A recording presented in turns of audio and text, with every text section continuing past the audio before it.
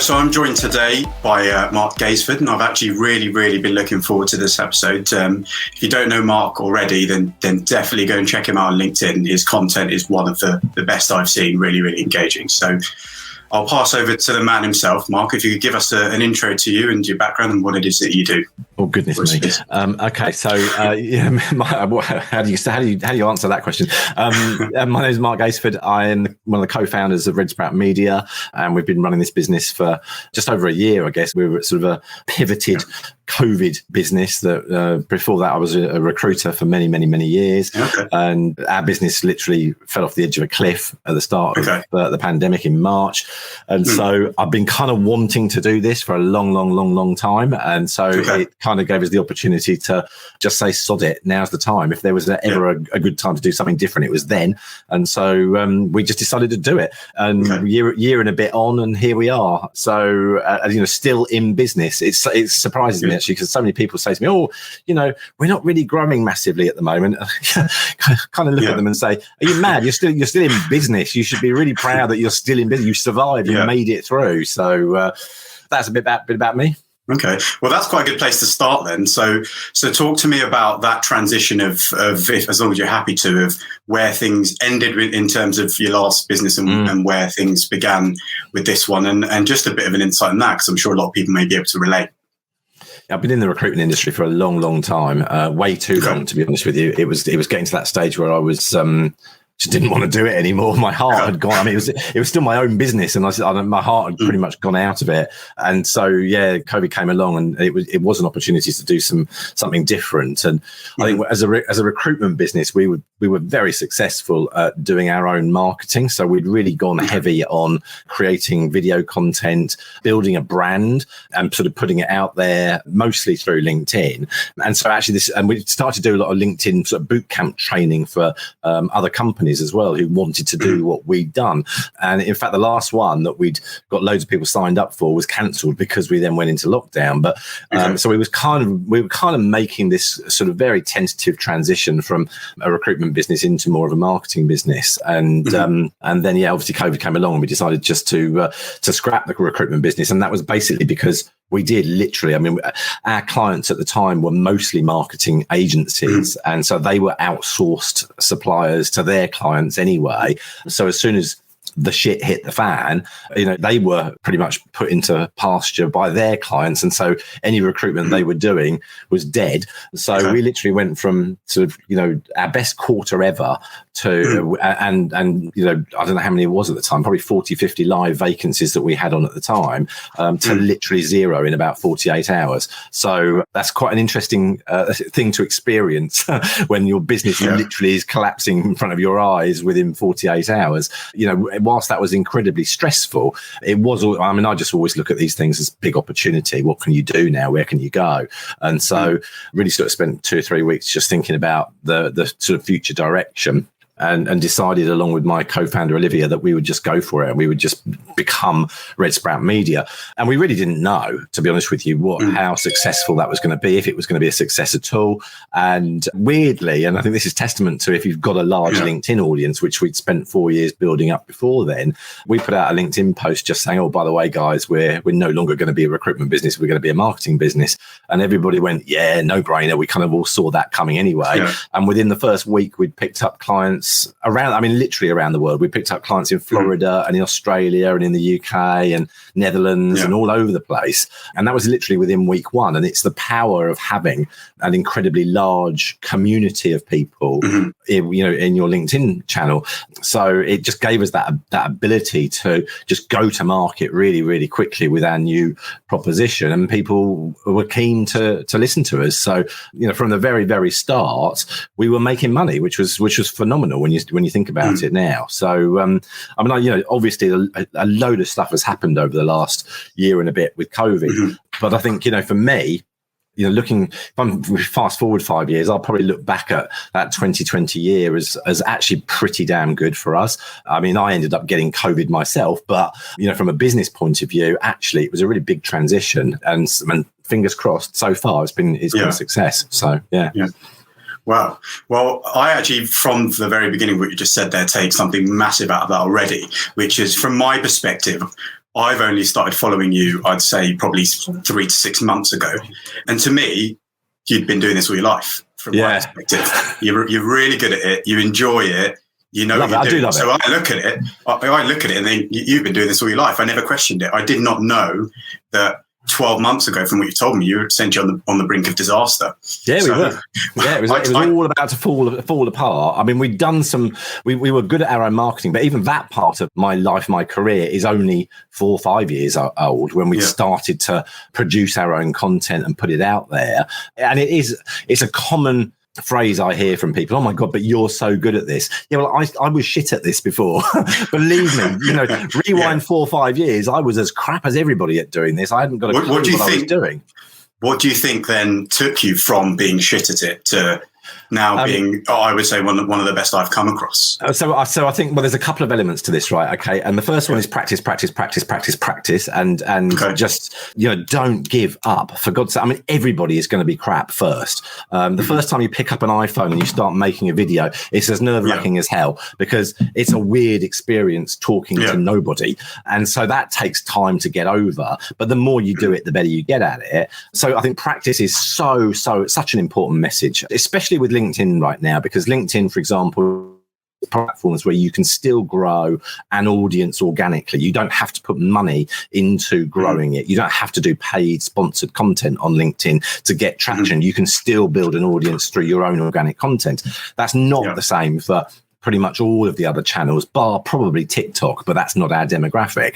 So you can still do that. And I think these days, especially coming through the last year where we weren't able to get out and network with each other and talk to each other and press the flesh, it's become more and more and more important now for people to be able to market themselves online. And so, I can't stress how important it is just to keep going, keep practicing, learn how to edit videos. That is number one. You can turn the worst piece of video content in the world into something that actually does work and is useful just by editing it well. So practice. And I think the other advantage, and I don't put this one first, but the other advantage I've got, I guess, is my ADHD, because I have this ability, I'm going to call it ability, to completely hyper focus and obsess into one thing, and nothing can distract me.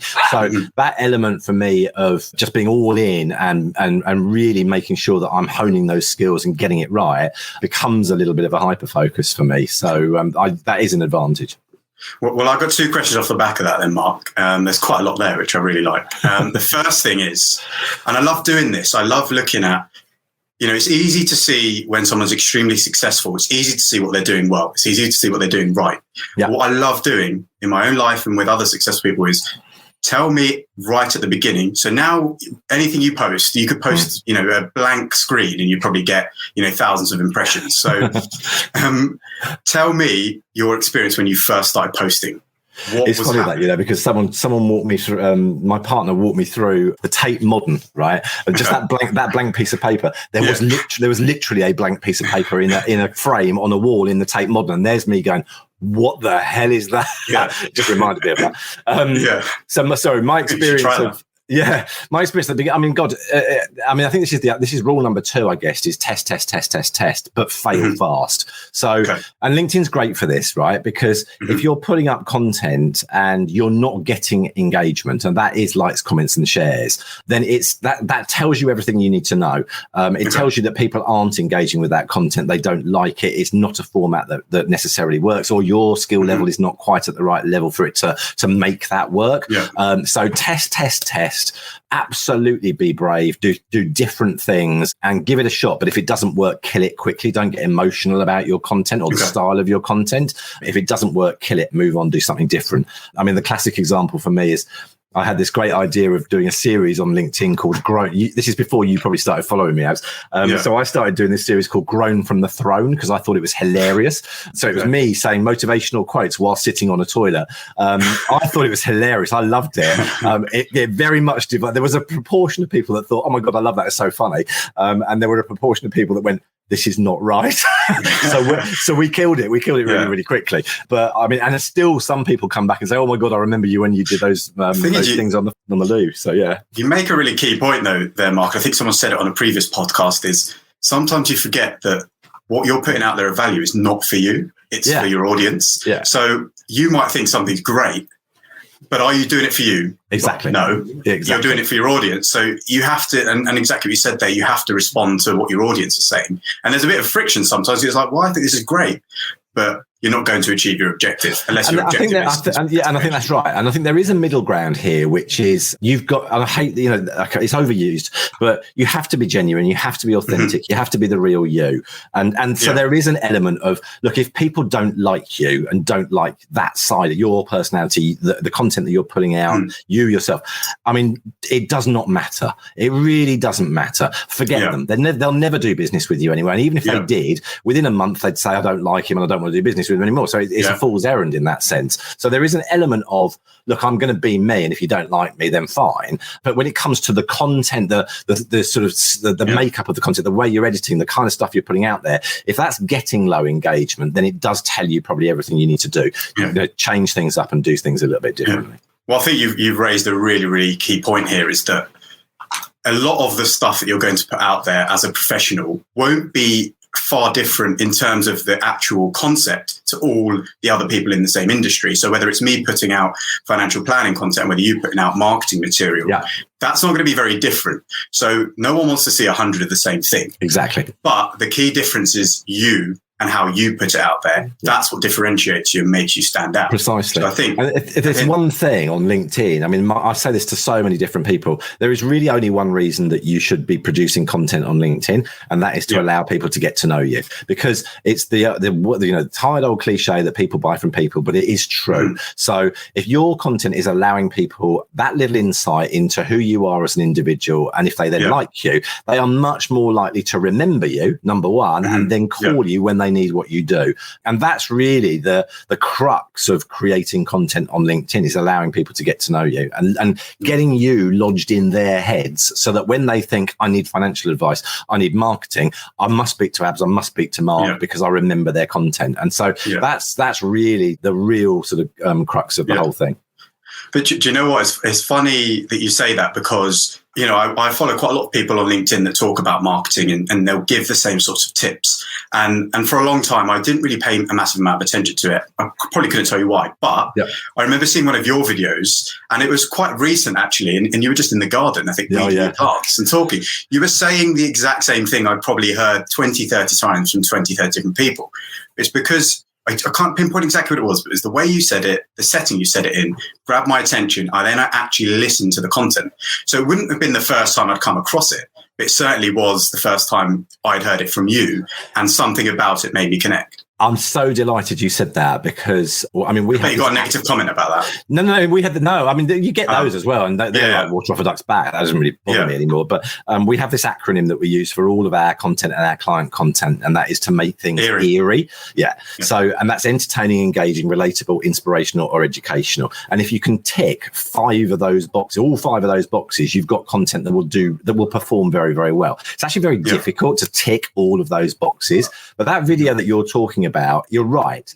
What I was trying to do with that video was tick some of those boxes. So let's talk about the fact I'm a crap gardener, and that's going to make some people laugh. There's me in the garden pulling up weeds. There's an entertainment value to that, number one. So it keeps, it hooks people in. They want to see what the hell I'm doing in a garden. So we've got entertainment. Tick. We've then got different angles, different places. I'm moving that camera. I'm saying different lines in different places whilst I'm doing this, whilst I'm doing that. That's engaging, because the audience isn't just fixed on me saying those tips. I'm keeping that video going at a pace which the audience subconsciously are thinking, okay, what's next? What's coming next? Rather than just one fixed camera view like this, for example, which the only way you can really keep attention on a piece of content like this is by being really, really, over the top in terms of the way you're presenting, because that's the only real opportunity you've got to keep that engagement there. When you're making your videos, you can move, you can do things in different ways. And then it's about being relatable. And for me, relatability is actually not dumbing down, but speaking as a bloody human. Can we get rid of all this corporate bullshit language? And again, subconsciously, when people use that language, these big words, I mean, they're brighter than I am, so that's fine. But when people really go into it and want to use these big words, well, they're really just trying to prove prove their intelligence over other people. I'm bigger, I'm brighter than you. You should come and work with me. I know what I'm talking about. It's all bullshit. The way to help people and advise people, especially if they're not in your industry, is break it down so that it's really easy to understand. And that means not using big words, but making the point in a really, really simple way. So then you've got relatability. And then, that weeding video, I'm not sure it's necessarily inspirational, but there were some educational elements in there, because I then said these would be my 3 tips if I was going to start again doing my LinkedIn. I'd do this, I'd do this, I'd do this. So at the very least, I'm keep on looking up there because I've got Eerie written up on the whiteboard in front of me. But we've got 4 out of those 5 boxes ticked. And so from our own internal sort of quality control, we would say, release that piece of content because we've ticked most of the boxes. Yeah. If we get under 3 of those boxes, entertaining, engaging, relatable, inspirational, educational, if we don't tick 3, the content is in the bin. That's it. There is no debate about it internally. It just goes. It's just not good enough. And we either then come back at it and say, we need to come at this from a different angle, or we need to film it in a different way, or we need to write it in a different way. But you've got to tick as many of those boxes as possible to be able to get that content to fly. So it's so interesting to hear that you said, do you know what? I've heard this all before, but I listened to it this time, because that says everything about the fact that piece of content was designed in a way to help you listen. Yeah. And that is great. And I tell you what I take out of that, Mark, is if you may have had someone else put the same content, not in the same way, the same content out there and get no traction whatsoever. Yeah, I'm not sure what the engagement was on that video, but you got maybe hundreds of likes and comments. So that is the beauty of social media, is that you get instant. You will always get feedback, even if you get no feedback. That's feedback itself. So I think if you believe truly in the content you're putting out there is useful, but no one's engaging, it means the way you're putting it out there is not suitable. And there's another element to that as well, Abs, which is that most people, when they put out content like that, can't help but try and sell. So, and it's really subtle sometimes, and they'll really try not to, but they can't help but put the logo in the video, or they can't help to say, oh, and that's what we do at our business, or whatever it is. But however they try and sort of promote their services through the content they put out, believe me, the audience who are watching that are literally switching off in their thousands as soon as you start going into that mode of, oh, this is what we do at our business. I don't care. I've lost interest completely. You're trying to sell to me. I don't care. And this is why cultural. Do you think that is? It's cultural, actually, because in the US, you can get away with that a little bit more. You can be a bit more salesy. They'll put up with it. In the UK, we run a million miles away from anyone trying to sell to us. I mean, just think about the amount of cold calls you get these days. It's very, very few. People aren't using that as a sort of go-to, because no one likes it any longer. So I think what you've got to do, this is so important when you're creating content, is actually switch off that side of your brain that says, I must sell, I must promote my services, and just give. Just give, and try the hell to help people. Not with no ulterior motive, no expectation of a return. Just try and help people. You're not selling, but weirdly you are, because what happens there is that your audience will listen now because you're not selling. What's happening in their brains is, oh my God, I love Ab's content. It's really, really good. It's really engaging. I love the way he explains this stuff. It's really, really cool. Who is he? Oh, he does that. That's just lodged up here. We don't need to tell them who you are, because every piece of content you ever put out, it's got your name and your bio line, so they can see what you do and who you are. And so all they recognizing is, oh yeah, I really like his content, really good guy. Over time, they work out who you are, and they'll keep consuming the content. So you're in front of them day after day after day after day. All of this is lodging up here. And when someone says, oh, we need some financial services advice, oh yeah, you need to speak to Abs. I watch him on LinkedIn. He's really cool. And that's how that works. That's how that relationship kicks in. So, and the amount of referrals, internal referrals, is mad. So we get a lot of inquiries from people saying, oh, one of our employees said that I should talk to you because they love your content. And so you get it, this happens out there, all this sort of word of mouth stuff as well. You get to sort of build up this big community of advocates who will happily promote you because they like the stuff you're putting out. That makes great sense. And two things I want to ask you then, Mark, just so we've got a nice snippet for anyone that may not be able to watch the whole thing. You're probably going to use the Eerie for this, and I'd happily accept that. It's in the whiteboard in front of you, so it's there. I'll make it easy for you. Just keep it in individual words, 5 things of how to market yourself or your business to help people out there. I'm going to try not to use Eerie. I'm going to try not use it, Eerie, actually. So give, don't sell is number 1. Help people. I'm not using one words, but little tiny sentences. Yeah, tell stories. I think those would be my 3 main ones. Give, don't sell. Yeah, go everything out to help people and tell stories that are relatable. So that kind of kicks into Eerie a little bit as well. And what I mean by that as well is, so you might have a great idea for a video or a piece of content, and what a lot of people do is then they kind of immediately go to the keyboard or they pick up the video camera and they sort of tell the story. They don't tell the story. They tell the facts, or they tell what they're thinking. And people have actually got to rewind from that and say, okay, what's the best way how can I create a story out of this? And there are many YouTube tutorials on storytelling, but the one that always resonates with me is just the sort of simple 3-act principle of setup, conflict, resolution. So set the scene, what's the conflict or the challenge, and how do I resolve this? And that's just a great way of just telling stories that then become really relatable to people. So yeah, that would be my advice. Great. I really like those. And one last one. I love doing this because it puts people on the spot. And I'm going to be strict with this one like I am everyone else. One piece of general life advice. Just one. Can be as long as you want it to be, but it's just one piece of life advice. It's simple. Just do what you love. Fine. Do what you love. There is no point in being in a job or being in a career where you don't want to work. You're not thinking about it all the time. You want to escape, or you don't want to go on a Monday morning. Get the hell out. Do what you love. And, money is not everything in the world. And there's so many other things that make life really, really, valuable and important.